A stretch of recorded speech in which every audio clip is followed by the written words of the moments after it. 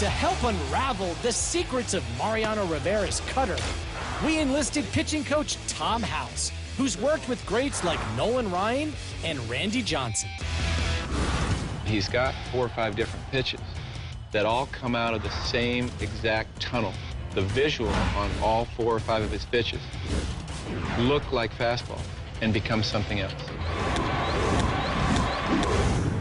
One way hitters identify a pitch is by gauging a pitcher's arm angle. Rivera's remarkably consistent arm slot, varying less than 2 degrees, helps disguise the type of pitch he's throwing.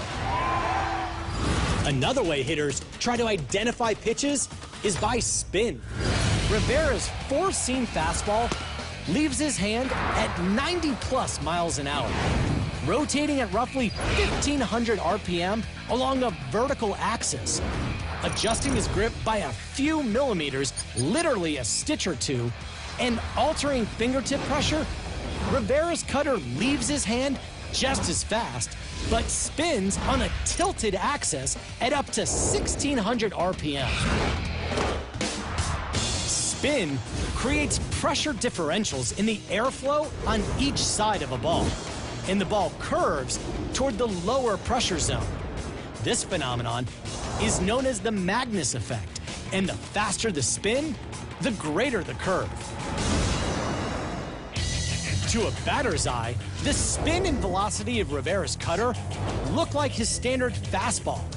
But since hitters only have about 1/1700ths of a second to correctly identify a pitch, they're usually wrong. By the time Rivera's cutter reaches the plate, it's moved laterally up to 8 inches.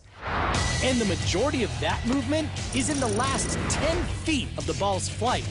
At that point, the human eye is physically unable to actually see a ball traveling that fast. And even if a hitter makes contact, it's virtually impossible for him to get the roughly 4-inch sweet spot of the bat on the ball. But the biggest problem for hitters might be their lack of experience facing Rivera. Most hitters face about 2,300 pitches in a season, but they'll be lucky if they see a handful of Rivera's cutters, although lucky might not be the right word. For ESPN Sports Science, I'm John Brakes.